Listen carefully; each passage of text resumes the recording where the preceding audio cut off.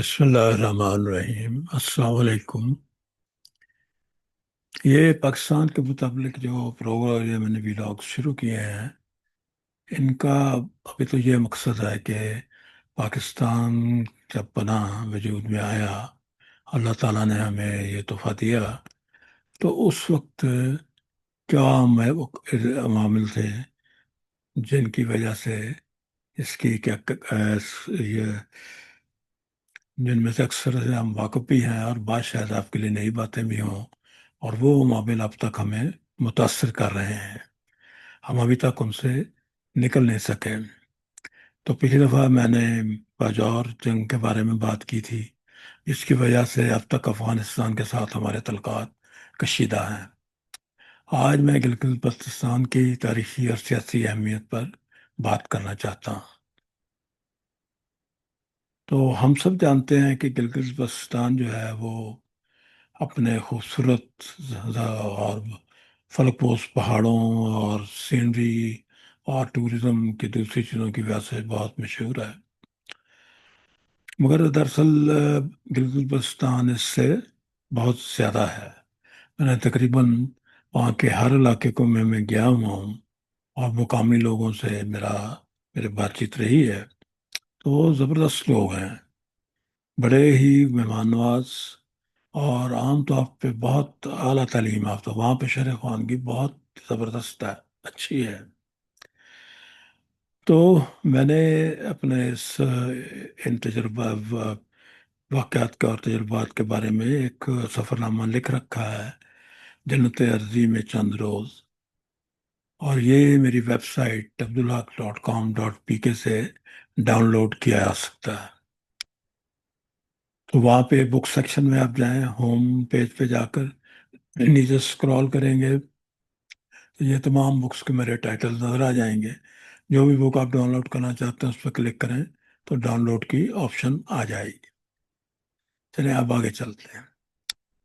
تو یہ تو آپ، اچھا، اس میں ایک بات کا میں ذکر رہ گیا میرا کہ میں تقریباً 6 سال گلگت بلتستان کا اخوت فسٹ کا ڈائریکٹر رہا ہوں۔ تو اس دوران میں ہمارے پاس ہر سال 30-35 بچے گلگت بلتستان سے آتے تھے۔ تو وہ ہمیشہ، یعنی وہ تعلیم میں بھی سب سے آگے ہوتے تھے، کسی سے پیچھے نہیں تھے، نہ پنجاب سے نہ KPK سے، اور بہت ہی وہ کھیلوں میں بھی تیز، اور استاذہ کی عزت کرنے والے، ذہین، بہت اچھے بچے تھے۔ تو آپ کہہ سکتے ہیں کہ مجموعی طور پر مجھے گلگت بلتستان بہت پسند ہے۔ تو آگے بڑھنے سے پہلے یہ تھوڑا سا میں آپ کو پتہ ہی ہے اس کے جغرافیے کا، پھر بھی دوہرا دیتا ہوں کہ اس کے مغرب میں KPK ہے، جنوب مغرب میں آزاد کشمیر ہے، اور شمال مغرب میں افغانستان کا واخان کوریڈور، ایک چھوٹی سی پٹی ہے وہ ہے، اور شمال میں چائنا کا زنجیانگ کا علاقہ ہے، اور اس کے جنوب اور جنوب مشرق میں مقبوضہ کشمیر ہے۔ اس کی آبادی تقریباً 20 لاکھ ہے۔ تو یہ اس کے مختلف ڈسٹرکٹس آپ کہہ لیں وہ ہیں، تو میں ان کی تفصیل میں نہیں جاؤں گا۔ تو اس کی تھوڑی سی اینشنٹ ہسٹری کی طرف جاتے ہیں، ایک تو سلائڈ ہے۔ تو یہ یہاں پہ تقریباً 2000 قبل مسیح کے آثار ملتے ہیں انسانی آبادی کے۔ تو یعنی بہت عرصے سے یہاں انسانی آبادی موجود ہے۔ تو آج سے 500 1000 سال، 1500 سال پہلے یہاں پہ کشن، تبتن اور چینی جو بادشاہ ہیں ان کا غلبہ رہا، انہوں نے یہاں پہ حکومت کی، اور 14ویں صدی میں صوفی مسلمان تبلیغ کرنے والے جو تھے وہ آئے، خاص طور پہ ادھر سے ایران سے اور جو وسطی ایشیا سے، اور انہوں نے میر سید علی ہمدانی، وہ بڑے مشہور ہیں بلتستان میں، ان کے ہاتھ کی بنائی ہوئی کئی مسجدیں اب بھی موجود ہیں۔ انہوں نے اسلام کو وہاں پہ انٹروڈیوس کرنے کا سہرا ان کے ساتھ ہے بلتستان میں۔ اور ادھر گلگت کی ریجن میں جو کہ ویسٹ میں واقع ہے، یہاں پہ اسی صدی میں اسلام آ گیا، مگر اس کو لانے والے ترکک ترخان رولرز تھے، یعنی وہ ادھر سے ترکی کی طرف سے آئے تھے۔ تو ان میں مکپون بادشاہ جو سکردو میں تھی، اور حمزہ کے راجا، یہ زیادہ مشہور رہے ہیں۔ علی شیر خان انچن ایک مکپان بادشاہ تھا، جس کے مغلوں کے ساتھ بہت اچھے تعلقات تھے، اور ان تعلقات کی وجہ سے اس نے یہاں پہ پولو اور رائج کیا، اور مغل آرکیٹیکچر جو آپ کو گلگت میں ہر طرف نظر آتا ہے، وہ بھی اس کو شروع کرنے والا یہی شخص تھا۔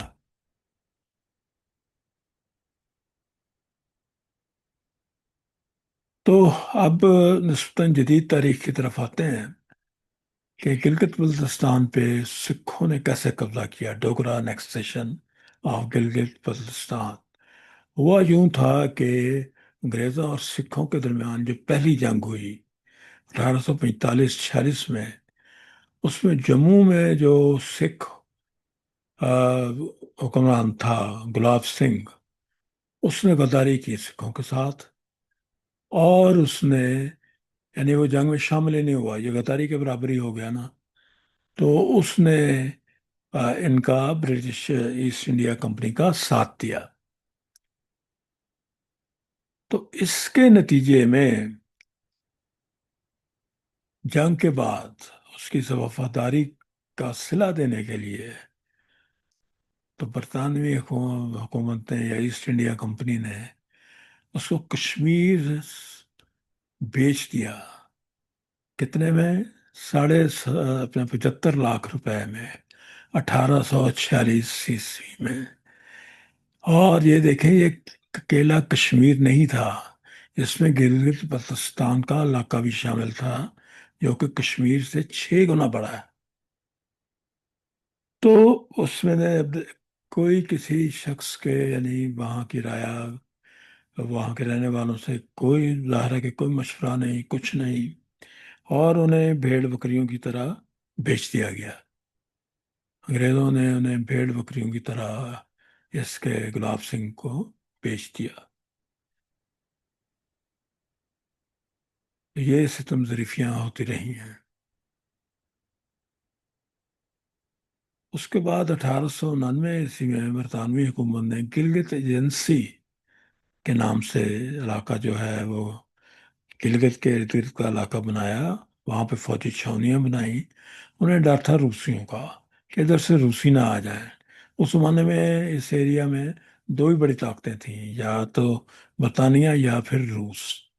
تو آپ کو یاد ہوگا پچھلے ویلاگ میں جیسے میں نے بتایا کہ باجوڑ جنگ میں بھی اس کے، یعنی معاملہ شروع ہوا تھا ڈیورنڈ لائن سے، وہ بھی برطانیہ اور روس کے آپس میں انہوں نے اپنی حد بندی کی تھی، وہ تھی۔ خیر بہرحال یہاں پھر انہوں نے، برطانوی حکومت نے ایک مقامی پیراملٹری فورس تیار کی، اور اس کو بہترین ہتھیار دیے، اور اس کا نام گلگت اسکاؤٹس رکھا گیا۔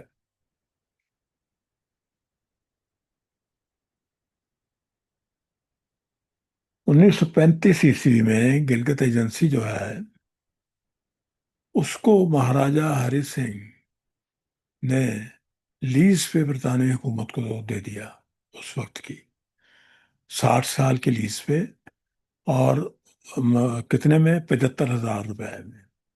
ہم اندازہ کریں تو یہ لیز پہ دینا، جیسے ہانگ کانگ کو اپنا، ہانگ کانگ چائنا نے برطانیہ کو 100 سال کی لیز پہ دیا تھا، تو وہ 1999 میں غالباً وہ لیز ختم ہوئی تھی، تو اس طرح سے لیز پہ دے دیا اس نے۔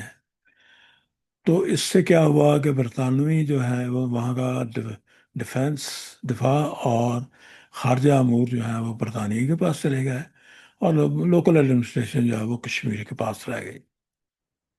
مگر بلتستان کے حصے کو اس لیز میں شامل نہیں کیا گیا، اس میں ڈوگرا جو ہیں یعنی سکھ، وہ براہ راست حکومت کرتے رہے۔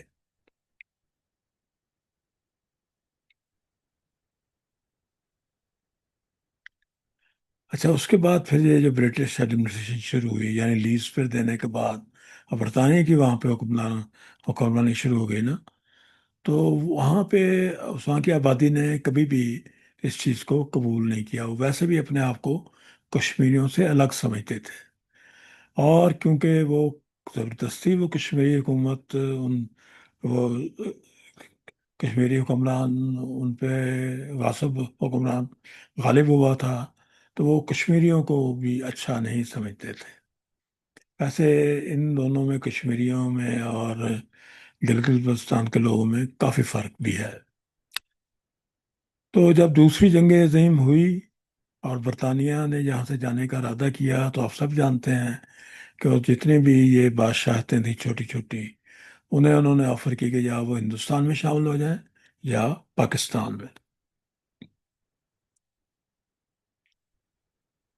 مگر ایک عجیب بات ہوئی کہ پاکستان ہندوستان یعنی تقسیم ہند سے 2 ہفتے پہلے ماؤنٹ بیٹن صاحب نے اس لیز کو ختم کر دیا، اور اس کو گلگت کے پورے یا پورے علاقے کو، کشمیر کو واپس جو ہے وہ مہاراجا ہری سنگھ تھا اس وقت، اس کے حوالے کر دیا، ڈوگرا حکمران۔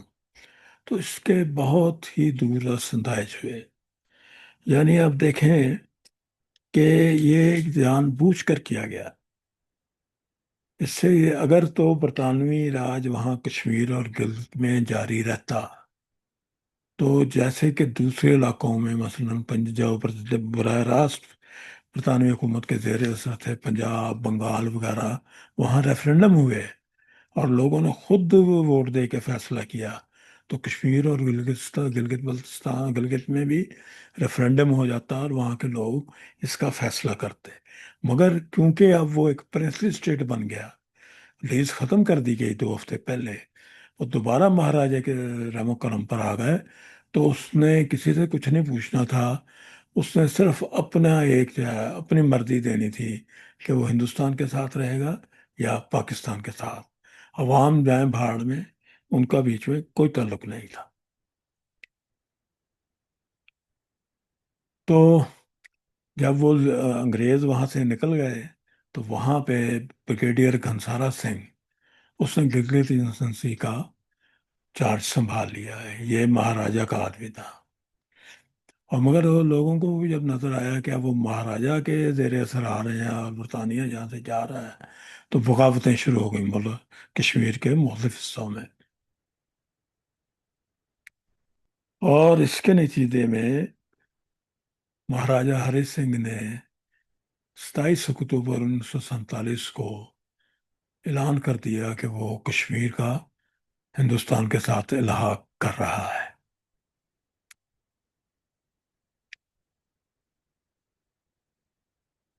اور اس کے ساتھ ہی گلگت اسکاؤٹس نے، جو کہ اس چیز کو سمجھ رہے تھے کہ ایسا ہوگا، انہوں نے باقاعدہ بغاوت کر دی اکتوبر 31 سن 47 کو۔ تو وہاں پہ جو مہاراجا کا وہاں پہ گئے گلگت اسکاؤٹس کے اوپر جو اس نے رکھا ہوا تھا، ان کا لیڈر میجر ولیم براؤن، اس نے جب اپنی فوج کا مادہ بغاوت دیکھا، تو وہ بھی بغاوت میں شامل ہو گیا، اور جو گھنسارا سنگھ، جس کو وہاں پہ گورنر بنایا گیا تھا گلگت میں، اس نے حکومت کو ختم کر دیا۔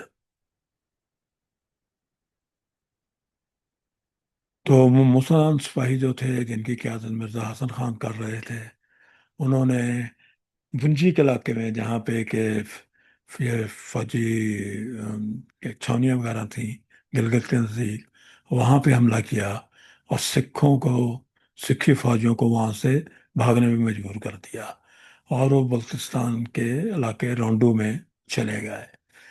تو اس کے نتیجے میں پھر یہ ہوا کہ گلگت اور اس کے ارد گرد کے علاقے جو ہیں، وہاں سے ڈوگرا راج ختم ہو گیا۔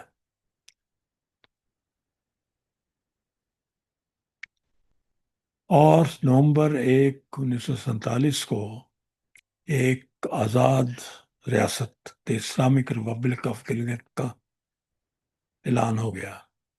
ایک وہاں پہ پوری حکومت بنائی گئی، جس میں راجہ شاہ رئیس خان جو ہیں وہ صدر، اور مرزا حسن خان کمانڈر ان چیف تھے، मगर 15 ही दिन बाद गिलगित ने अपने आप को बगैर किसी शर्त के पाकिस्तान में शामिल कर दिया।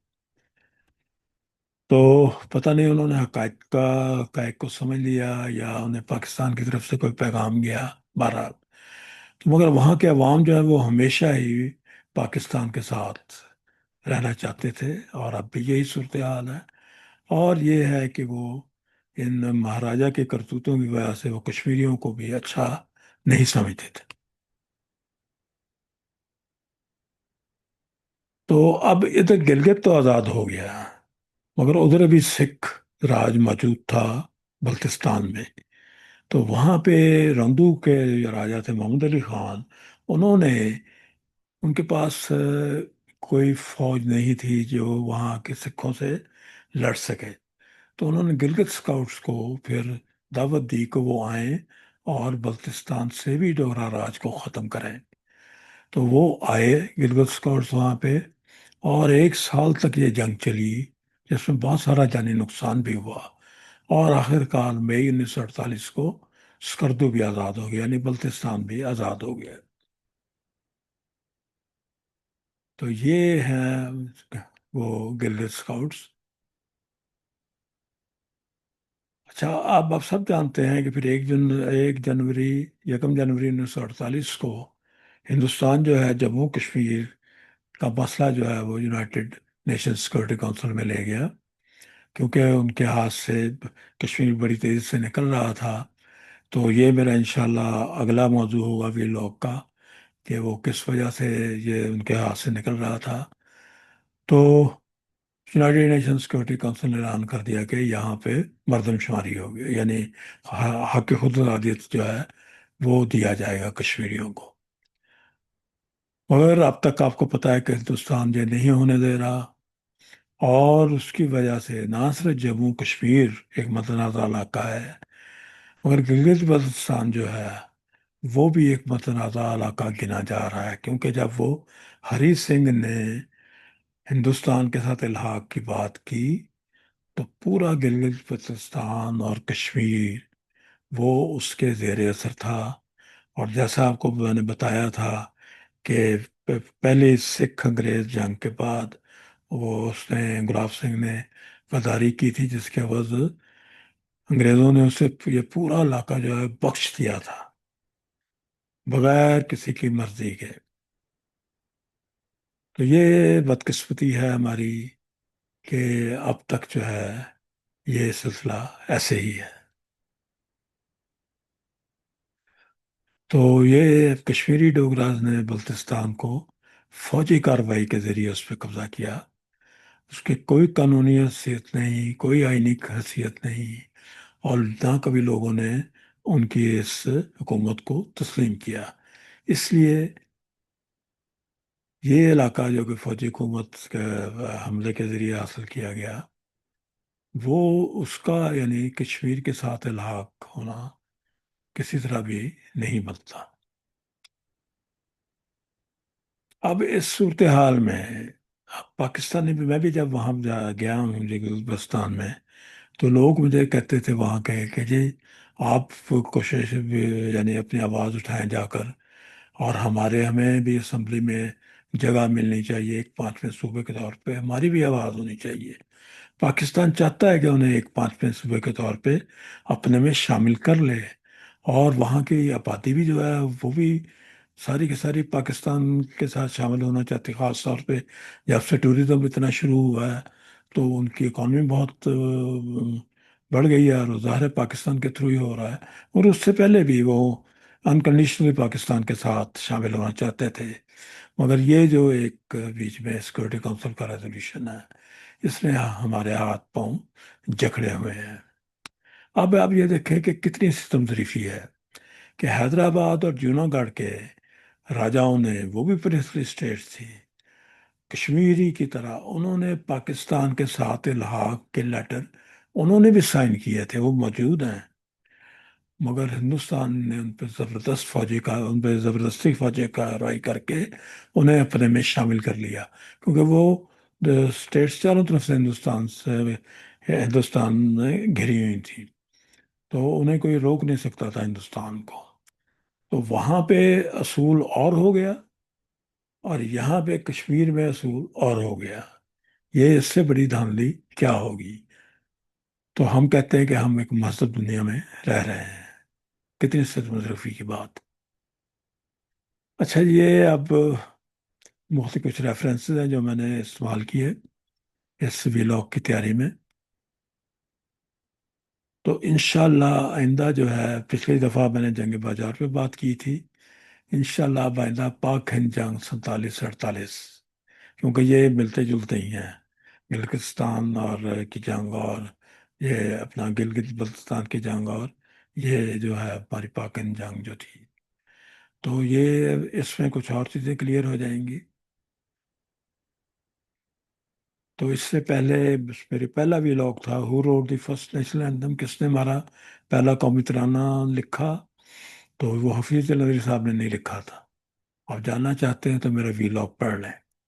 پھر باجوڑ وار تھی، اور تیسرا یہ تھا، اور چوتھا انشاءاللہ ہندوستان پاک 47 48 کی جنگ ہوگی۔ اس کے علاوہ جو میری سیریز چل رہی ہیں، ان میں سائنس اینڈ ہولی قرآن یہ ختم ہو گئی ہے۔ اس کی جگہ سے اب میں نے verses of the holy Quran related to different events جو ہیں، مثلا کریشن آف یونیورس وغیرہ، وہ سلسلہ شروع کر دیا ہے۔ پھر scientist of golden age of Islam, یہ چل رہا ہے سلسلہ۔ پھر events that shaped Islamic history, ان میں سے کئی لوگوں کا آپ کو علم ہوگا، اور کئی کا آپ کو بالکل بھی علم نہیں ہوگا۔ اس سے پہلے میں یہ 3 سیریز مکمل کر چکا ہوں: Japan series, famous person the other side, and miscellaneous topics. تو آپ میری اس میں ویب پیج پہ یوٹیوب چینل پہ جا سکتے ہیں، واضح دوست ڈاکٹر عبدالحق، اور وہاں پہ جا کے آپ بڑی آسانی سے میرے ہر ویلاگ تک آپ کی رسائی ہو سکتی۔ تو آپ کی توجہ کا بہت بہت شکریہ۔ انشاءاللہ آئندہ ویلاگ میں پھر ملاقات ہوگی۔ اللہ حافظ۔